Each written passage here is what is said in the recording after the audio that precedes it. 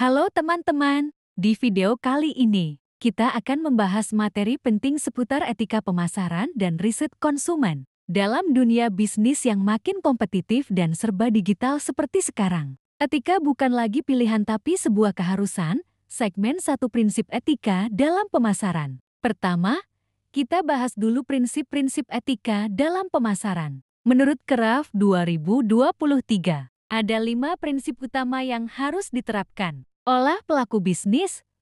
Prinsip otonomi artinya, konsumen berhak membuat keputusan secara bebas, tanpa tekanan atau manipulasi dari pemasar. Prinsip kejujuran dalam pemasaran, kejujuran sangat penting. Informasi tentang produk, harga, dan kualitas harus disampaikan secara akurat dan tidak menyesatkan. Prinsip keadilan, semua konsumen harus diperlakukan secara adil dan setara, tanpa diskriminasi. Mereka juga harus memiliki akses yang sama terhadap informasi. Prinsip saling menguntungkan. Produk yang ditawarkan harus memberikan manfaat nyata bagi konsumen, dan perusahaan pun memperoleh keuntungan secara adil dan sah. Prinsip integritas moral dalam setiap aktivitas bisnis. Pelaku usaha harus menjunjung nilai-nilai moral, norma sosial, hukum, dan nilai kemanusiaan. Segmen 2 etika dalam proses riset pasar. Selanjutnya, kita masuk ke pembahasan etika dalam riset pasar.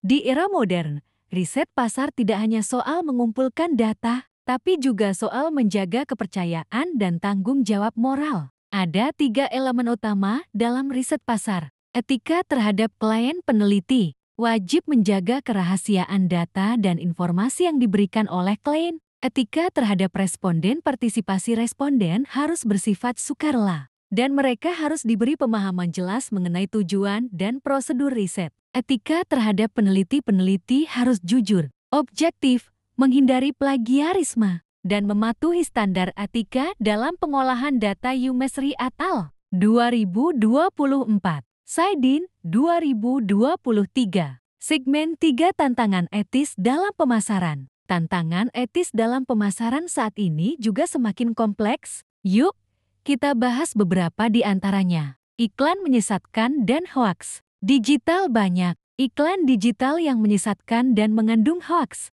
Ini bisa merusak kepercayaan konsumen dan reputasi bisnis. Locus Journal 2024. Tantangan etika global saat pemasaran dilakukan lintas negara. Perbedaan budaya dan hukum bisa menimbulkan konflik etis dan memengaruhi citra perusahaan. Dominasi produk impor murah. Produk impor murah seringkali tidak etis secara ekonomi, seperti tidak membayar upah layak atau merusak lingkungan. Ini menjadi ancaman serius bagi UMKM lokal. Jurnal Cendekia Ilmiah 2025. Kebutuhan penegakan hukum siber. Meningkatnya penipuan digital dan iklan palsu menuntut penegakan hukum siber yang kuat untuk melindungi konsumen. AII 2025.